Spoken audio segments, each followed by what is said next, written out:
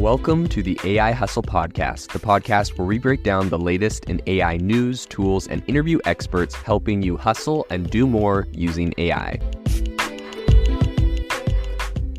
If you've been following the podcast for a while, you'll know that over the last 6 months, I've been working on a stealth AI startup. Of the hundreds of projects I've covered, this is the one that I believe has the greatest potential. So today I'm excited to announce AI Box. AI Box is a no-code AI app building platform paired with the App Store for AI that lets you monetize your AI tools. The platform lets you build apps by linking together AI models like ChatGPT, Midjourney, and 11 Labs. Eventually will integrate with software like Gmail, Trello, and Salesforce, so you can use AI to automate every function in your organization. To get notified when we launch and be one of the first to build on the platform, you can join the waitlist at aibox.ai. The link is in the show notes. We are currently raising a seed round of funding. If you're an investor that is focused on disruptive tech, I'd love to tell you more about the platform. You can reach out to me at jaden@aibox.ai. I'll leave that email in the show notes. Welcome to the AI Chat Podcast. I'm your host, Jaden Schaefer. Today, we are joined by Tricia Martínez, who is currently serving as a managing director at Techstars. She's at the helm of an accelerator program that shapes the future of various technology sectors, from AI to fintech and beyond. Before her role at Techstars, Tricia was a White House Presidential Innovation Fellow at the Department of Energy, where she was instrumental in steering innovation and AI strategies at a federal level. A serial entrepreneur with a global perspective, Tricia is passionately committed to leveraging technology and AI to tackle some of the most pressing challenges today. Welcome to the AI Chat Podcast, Tricia. Oh my gosh, what a nice intro. Thank you so much. I'm so happy to be here. Great to have you on. For those that don't know, I actually met Tricia a little while back at the AI4 conference. She was speaking on a panel about AI and venture capital, and she had some amazing points. I was like, oh my gosh, we got to get her on the podcast to talk about your perspective and what you're seeing. I would love to kick it over to you, and maybe you can tell everyone a little bit about, first off, I'm sure people are a little bit curious about kind of your journey into the world of technology and innovation, and kind of what, like, at the very beginning kind of sparked your interest to get into this in the beginning. Yes. Yeah, I have. It's a very crazy, long career path journey that I've been on. So in short, I am on a mission to bring what I call far out ideas that can change the world to life. So I started my life as a founder. I define myself founder first and then investor. I built and scaled the first digital bank in Africa for about a decade across a number of markets in sub-Saharan Africa. Grew it to hundreds of thousands of users, ended up having a failed exit with a Chinese bank. Oh no. That is a whole other conversation. Oh my gosh. A fascinating story that needs to be turned into a book. But I started my journey in the tech world mainly because I started out in economics. I knew that I wanted to study data and understand at a deeper level why problems existed. I'm fascinated by big problems. I wanted to invest my career in helping solve those big problems. I originally thought going to the public sector as a policymaker, as an elected official, was the best way to do that. As I had a short stint in politics, I quickly was like, this is not for me. It's so slow moving, very bureaucratic, lacks innovation, a lot of chaos and garbage, I'll say. Yeah. Which was very discouraging for me. And I decided, I guess I maybe discovered the path of entrepreneurship while I was doing my master's. I was building a company and quickly discovered through business classes that, like, hey, you can build things that solve real problems and create impact while also generating revenue and profit. And that's when I went on this journey. And so I had spent so much time specifically in the poverty alleviation area around microfinance. And I said, I'm going to just go and start building something because nobody else is building it. And I just kind of jumped in, and it was really scary, but I never looked back ever since. I'm addicted to building things.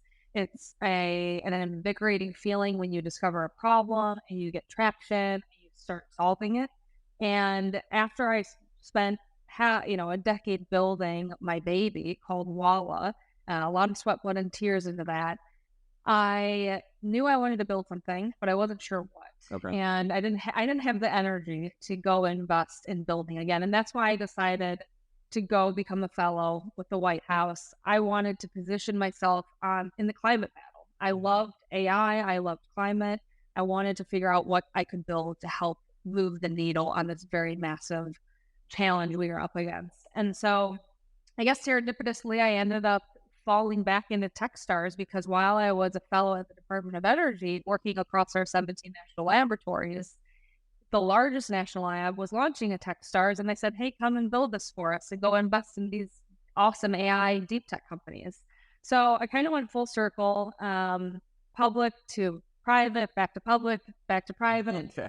Was a founder. I'm still a founder, but now I'm an investor. And I really made a commitment to the startup community because I hated working with VCs and investors because I really felt they lacked empathy for founders. Okay. If you haven't built something, it's hard to really understand what a founder goes through. And so I wanted to be that investor that truly understood problems that founders dealt with and specifically was backing technologies like artificial intelligence that could change our world.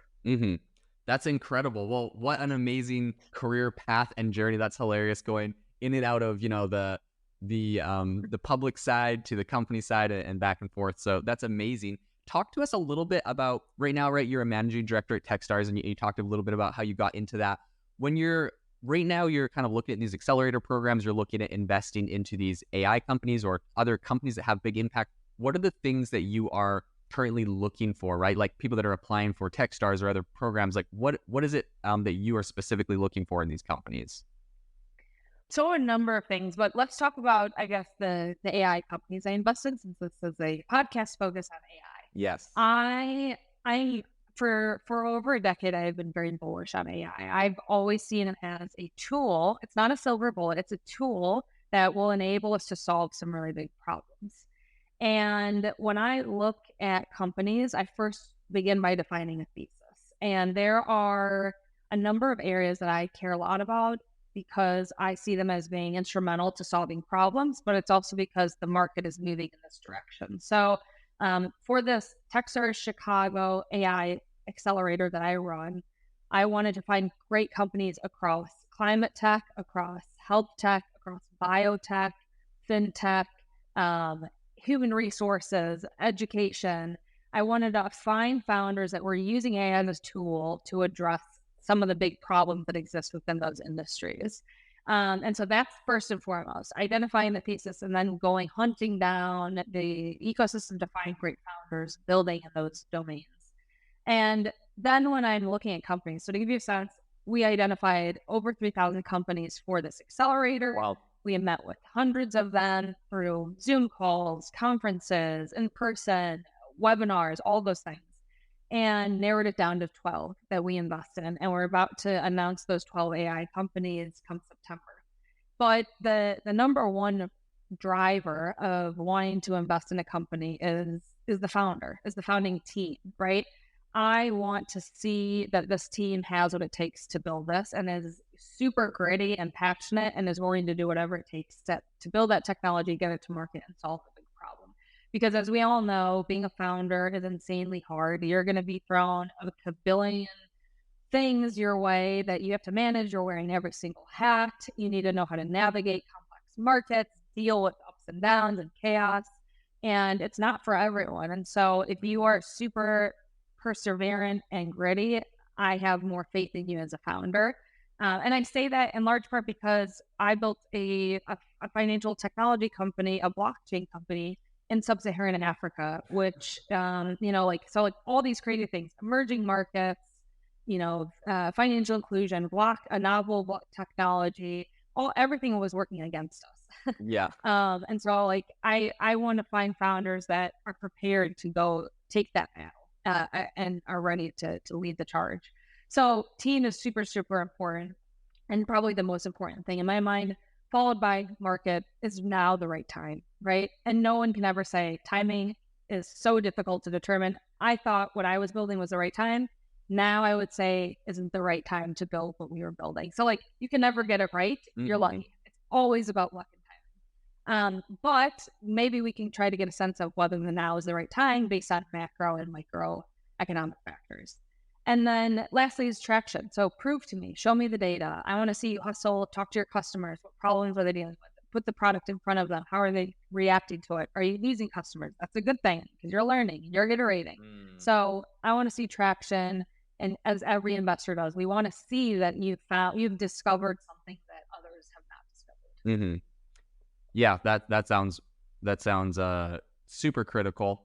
I know that you kind of went back and forth between, government and private companies and back and forth in that play. And this is an interesting topic and area because right now I think there is a definite trend in the market today where, you have companies like OpenAI pushing for more regulation in AI, some people saying there should be less. Where do you kind of see this playing out with, based on your experience in government and in the private side? What do you think OpenAI's play is here, and where do you kind of see this going? Yeah, that's funny because this is what we talked about at the event. Regulation is absolutely coming. I'm actually comparing it a lot to and I think I said this at the event, the ICO craze. Like, we did not regulate cryptocurrency, and things got ugly.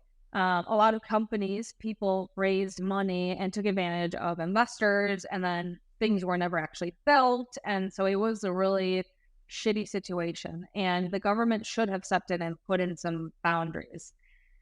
But there's a lot of complexity with that. You don't want to put too many boundaries because that stifles innovation, and then it deters people from wanting to build. My fear right now is that we have the biggest companies, Google, OpenAI, Amazon, NVIDIA, some of these other groups that are leaders and already owning a huge market share and are kind of building a moat with regulation. Mainly OpenAI, based on the things that they're saying and how they're leading this cause or the charge forward, that they want regulation because it enables them to have a moat and to protect their market share. That's really shitty for founders and for other innovators who want to build. And so, like, playing into that is open source. We want to create open ecosystems so more companies, founders, technologists can build, we can learn, we can solve big problems. Regulation is definitely coming, but the big concern is the government doesn't know how to regulate this. And then the technology is moving too fast that it's really hard to regulate it. I don't have the answer. I don't know what the right regulation is or what that looks like. I do know the government does need to step into an extent. And I do, like I said before, I call bullshit on OpenAI. They are not doing this to benefit the AI community. They're doing it to benefit themselves. Yes. Yeah. And I think that is a perspective that is shared by some, although there's a lot of people that, have some pushback on that because, like you said, it is a difficult balance, right? People are like, yes, we need regulation. How much? And so right now, if OpenAI is pushing it for it, it's one of the few, then everyone kind of that is in that camp jumps on that bandwagon. So it will be interesting to see where it goes. You kind of talked about comparing this a little bit to what happened with crypto. And I know you have a very deep understanding of this, right? You built a blockchain company for 10 years. Talk to me a little bit about comparing kind of like the last hype cycle, which was this crypto idea, and then what's happening with AI today. Do you see this as like an AI bubble? How do you see this compared to previous cycles we've seen? Oh, there's so much garbage right now. It's crypto bros turned AI bros. I'm not kidding.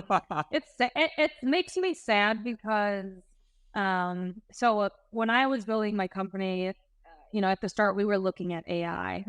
Before AI was a buzzword, we built blockchain not because it was a buzz, but because it was our only alternative. We couldn't get our financial product to market without a bank, and so we said, screw the banks, we will be the bank ourselves by operating on blockchain.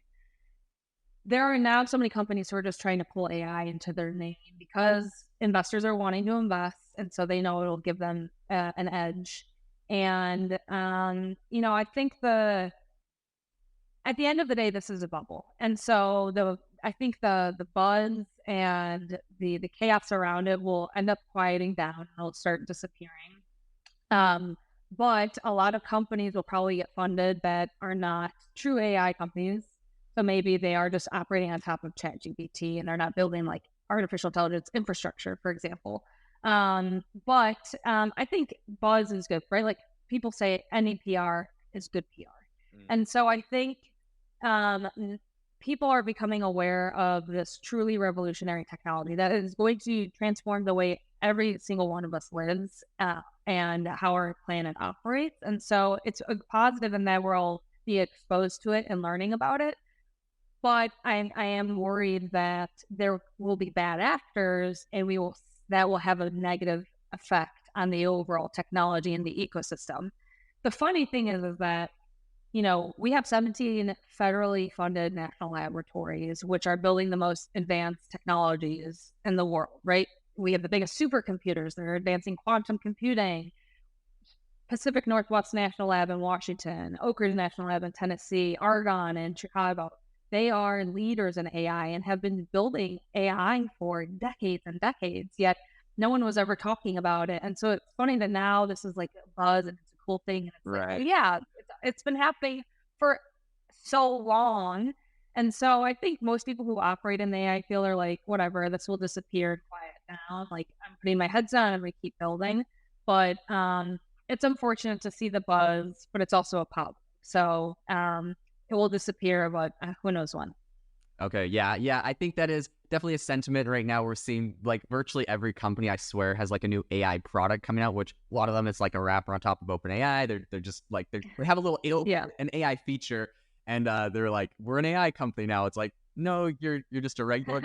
And it's like the thing that I think is interesting is it's not bad. Like their AI features are super useful. They're super cool. But it's absolutely what it is, right? Like you're an AI company or you're not.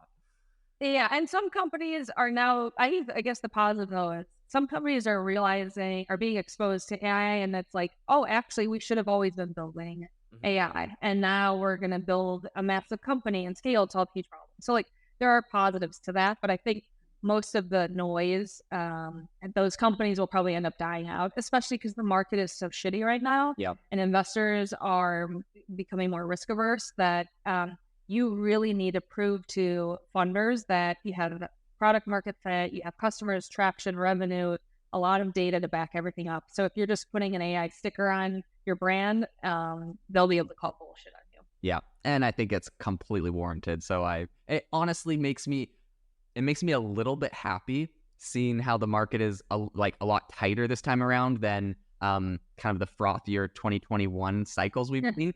I like to see companies have to kind of fight and work harder. Yeah. It's like gross almost to see people with bad ideas get like a ton of money in a big frothy market.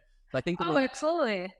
Yeah. This is the best time to build a company. Yeah. Because only the good companies are going to survive and the rest will die out. So it's awesome. I think this is a really good time for our tech industry. Yes, 100%. And I mean, you see like in the last downturns, housing market crash, companies coming out of that was like Uber and like Airbnb, and these companies that went super huge, and it's because they had to really fight for it.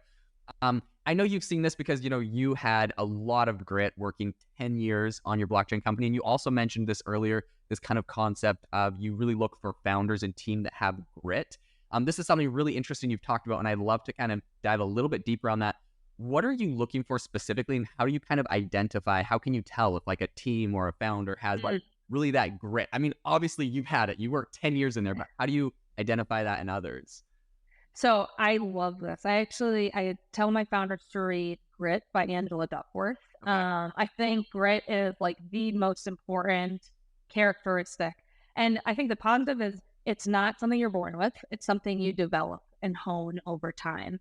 And so you'll see people, so not even just founders, people who have gone through significant hardship are super gritty because they have failed at things. They've learned that they need to bounce back. If you're from, a low-income background and you didn't have a great upbringing, generally those individuals are really gritty because they've had to figure out how to survive and bounce back. Those are the things that I look for. Like, I don't want to invest in the traditional, trust fund baby that went to Stanford because I'm like, have you ever dealt with anything hard in your life? Like, everything's been handed to you and things seem pretty easy. I look for the founders that generally have lived an experience and have identified that as a problem that they want to solve. But it is, as whoever is listening, like, this is a trait that you can develop, and you don't want to go out and try to force yourself to fail and go through like really hard things. But like, it's something that over time and with practice you can develop. And so I recommend reading Grit. But it's basically me practicing empathy.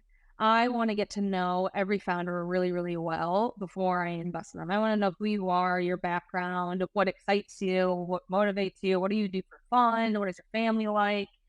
Because that paints a picture of who you are and why you're even doing this. So like motivators are really important.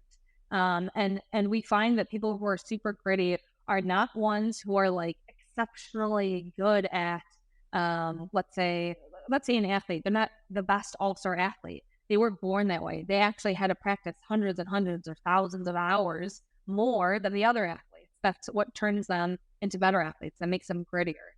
So those are the things that I look for in founders. I want to try to assess that based on in-depth conversation with them. I love that. Yeah, that's incredible, and obviously it's super critical. It really, I think, what separates people that are successful a lot of the time versus not is just people that never gave up. Right? If you keep pushing, keep pushing and pivoting, like inevitably you can achieve success. Whereas you have a 0% chance as soon as you quit. I have a very interesting question for you. I'd love to pick your brain around. You mentioned earlier that sometimes you feel like there's going to be, with the AI hype of the bubble, whatever, there's going to be like people that give AI perhaps a bad name. That's going to happen with that. And we've seen this with crypto, right? There's the whole crypto thing, and there's Web3 has so many incredible technology use cases. Of course, a bunch of bad actors. You have FTX and the whole debacle around that. There's a lot of things that gave crypto and Web3 a bad name. We're kind of looking at AI and trying to avoid those same problems.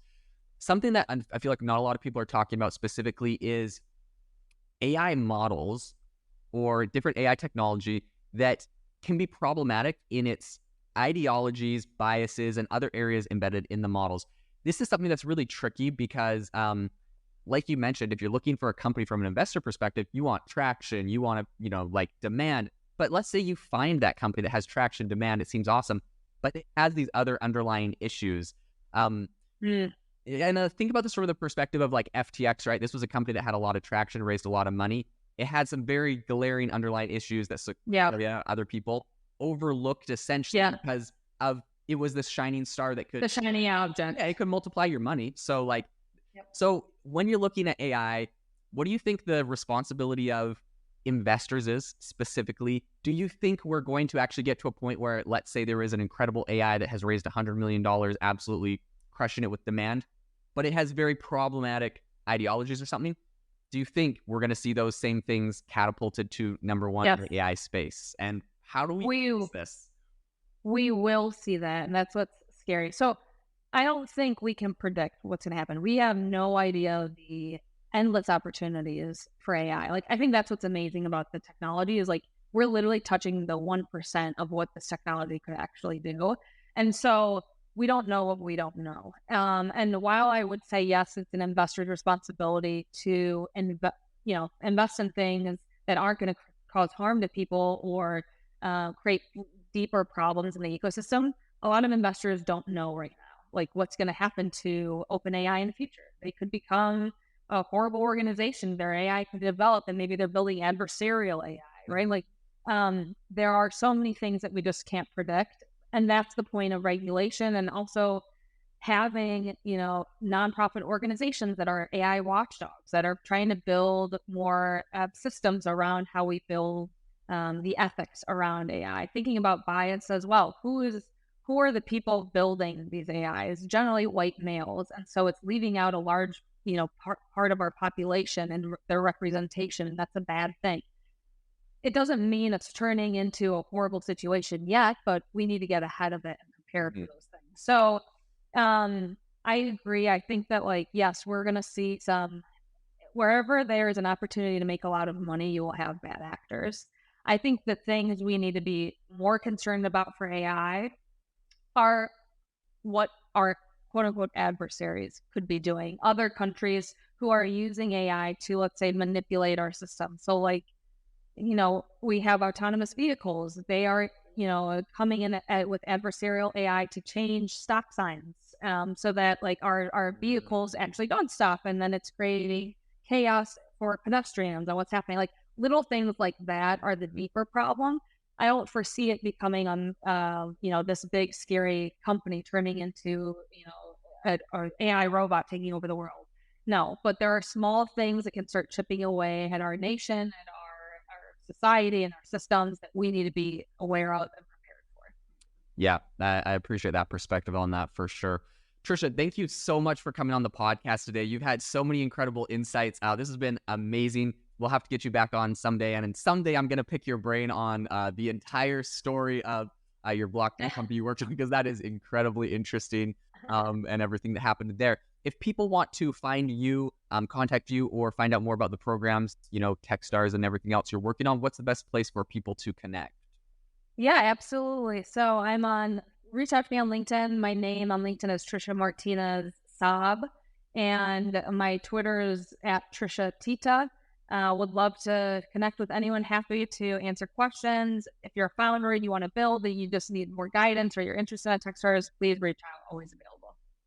Thank you so much. Will do. And for all of the listeners, thank you so much for tuning into the AI Chat podcast. We will catch you next time, and have a wonderful rest of your day. If you are looking for an innovative and creative community of people using ChatGPT, you need to join our ChatGPT creators community. I'll drop a link in the description to this podcast. We'd love to see you there, where we share tips and tricks of what is working in ChatGPT. It's a lot easier than a podcast, as you can see screenshots, you can share and comment on things that are currently working. So if this sounds interesting to you, check out the link in the comment. We'd love to have you in the community. Thanks for tuning in to the AI Hustle podcast. If you could do us a massive favor, we would really, really appreciate it if you could leave us a review wherever you get your podcasts. This helps people find the podcast. It helps people know this is a good place to go. And we would really, really appreciate it, as it helps us continue to bring on incredible guests and share incredible content for you to listen to.